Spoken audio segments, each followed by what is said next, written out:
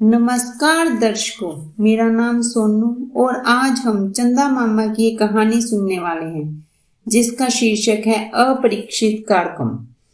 बूढ़ा बंदर बड़ी देर तक शोक मनाता रहा, तब अपने मन में सोचने लगा, उस दिन मेरी जाति के लोगों ने मेरी सलाह ना मानी, इसलिए उनकी यह दुर्दशा हो गई है। उस दुष्ट राजा के साथ मैं बदला कैसे लूं?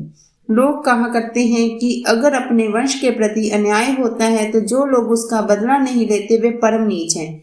मेरे वंश का सर्वनाश हो गया है, इसका मुझे जरूर प्रतिकार लेना चाहिए। पर उसे कोई उपाय ना सूझा। उस दिन बड़ी गर्मी थी, इसलिए उसे प्यास लगी। वह पानी की खोज करते एक तालाब के समीप पहुंचा जो कमलों से भरा हुआ था। वहां की निशब्दता डरावनी थी। वहां पर पानी के अंदर जाने के पैरों के चिन्ह थे, पर लौटने के निशान ना थे। बंदर ने सोचा, इस तालाब में जरूर मगरमच्छ होंगे। पानी की खोज में आने वाले जानवरों को पकड़कर मगरमच्छ खाते जा रहे हैं, इसलिए मैं पानी के अंदर कदम रखे बिना कमल नालों से पानी पी जाऊंगा। यूं विचार कर बूढ़ा बंदर पानी के स्तर तक की सीढ़ी पर उतर गया।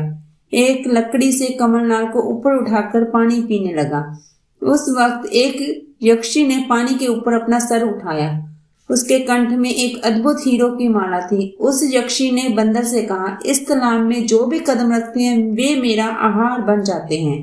तुम सबसे ज्यादा अक्लमंद मालूम होते हो, इसलिए तुमने पानी के अंदर कदम नहीं रखा। तुमने जैसे पानी पिया वह तरीका भी बड़ा ही विचित्र और बुद्धिमत्ता से भरा हुआ है। मैं तुम पर प्रसन्न हूँ, तुम कोई वर मांग लो। बंदर के मन में कोई अपूर्व विचार आया। उसने पूछा, तुम एक साथ कितने प्राणियों को खा सकते हो? पानी में कदम रखने की देर है, मैं एक साथ लाखों प्राणियों को भी खा सकती हूँ, मगर पानी के बाहर आ जाऊं तो एक सियार की भी तुलना नहीं कर सकती। यक्षी ने जवाब दिया, तो सुनो, चंदर नामक राजा और उसका परिवार मेरे शत्रु हैं। अगर तुम अपने कंठ की माला दोगी तो उसके जरिए राजा और उसके परिवार में प्रलोभन पैदा करके इस तालाब में उन्हें उतार दूंगा। फिर क्या तुम्हें आहार की कोई कमी नहीं रहेगी? बंदर ने समझाया। बंदर की बातें सुनकर यक्षी प्रसन्न हो उठी और अपने हीरो की माला बंदर के हाथ देकर बोली, दोस्त, तुम उन सबको किसी भी उपाय से सही यहाँ पर ले आओ। ऐसा भोजन मैंने आज तक कभी नहीं खाया। तुम यह काम संपन्न करके हमारी दोस्ती को शाश्वत बनाओ। इसके बाद बंदर उस माला को लेकर राजमहल के समीप पहुंचा। माला धारण कर इस तरह छलांग मारने लगा जिससे माला पर सबकी दृष्टि पड़े। राज कर्मचारी और भट्टों ने बंदर को देख पूछा, हे बंदरों के राजा, तुम आज तक कहाँ रहे? तुम्हें यह माला कैसे मिली? ओ, इसकी कांति सूरज की रोशनी की याद दिलाती है। यहाँ से निकट ही कुबेर ने अपनी संपत्ति छिपाने के लिए एक तालाब बनवाया है। इतवार के दिन जो लोग उसमें स्नान करते हैं उन्हें कुबेर अपना अतिथि मानकर उसके कंठ में ऐसी माला डाल देते हैं। बंदर बोला। यह खबर राजा के कानों तक पहुंची। राजा ने बंदर को बुलाकर पूछा, हे बंदरों के राजा, क्या यह बात सच है? उस तालाब में स्नान करने वालों को निश्चय ही हीरो की माला मिल जाएगी। महाराजा, आप मेरे कंठ की माला देख ही रहे हैं। आप यदि ऐसी मालाएं चाहते हैं तो मेरे साथ कुछ लोगों को भिजवा दीजिए, मैं उन्हें यह तालाब दिखा देता हूँ। बंदर ने कहा। ये बातें सुनने पर राजा के मन में लोभ पैदा हुआ। उसने बंदर से कहा, मैं किसी को क्यों भेजूं? मैं ही अगले इतवार को अपने बंधु मित्र और परिवार को के साथ उस तालाब के पास आ जाऊंगा। कुबेर के पास आप जब भी चले जाएं आपको ये रत्नहार मिल जाएंगे। उसके पास रत्नहारों के ढेर लगे हुए हैं। बंदर ने राजा को और लोभ दिखाया। तब तो हमारा जाना निश्चय है।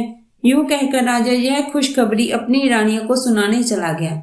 इतवार का दिन आ पहुंचा। राजा अपनी रानियों, राज कर्मचारियों, दरबारी, पशु चिकित्सक तथा नगर के प्रमुख व्यक्तियों के साथ तालाब की ओर चल पड़ा।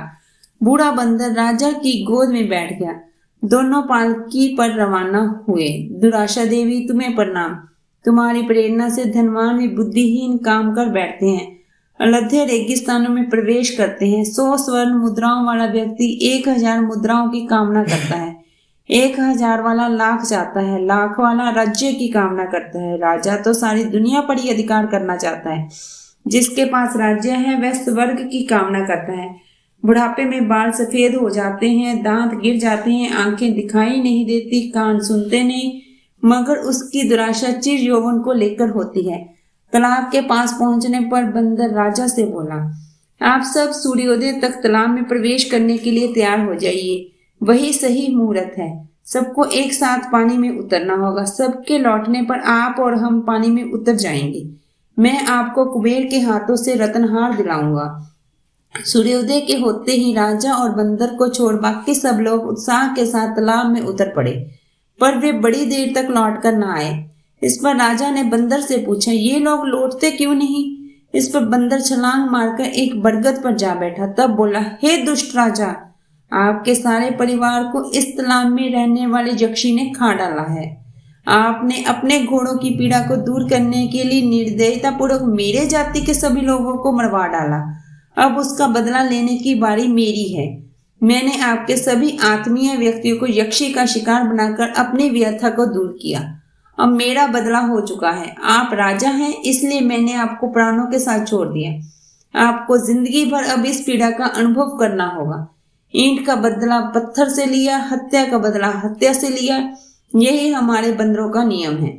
हम मानवों का अनुकरण करते हैं। आपने मेरे वंश का निर्मूल किया, बदले में मैंने आपके वंश का निर्मूल किया। ये बातें सुन राजा अपार दुख से भर उठा। तब पैदल ही अपने राजमहल की ओर चल पड़ा। राजा के चले जाने पर यक्षी पानी से ऊपर उठी और बंदर से बोली, बंदर भाई, तुमने बड़ा अच्छा काम किया।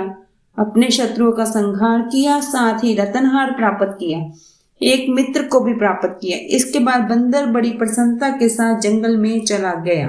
धन्यवाद।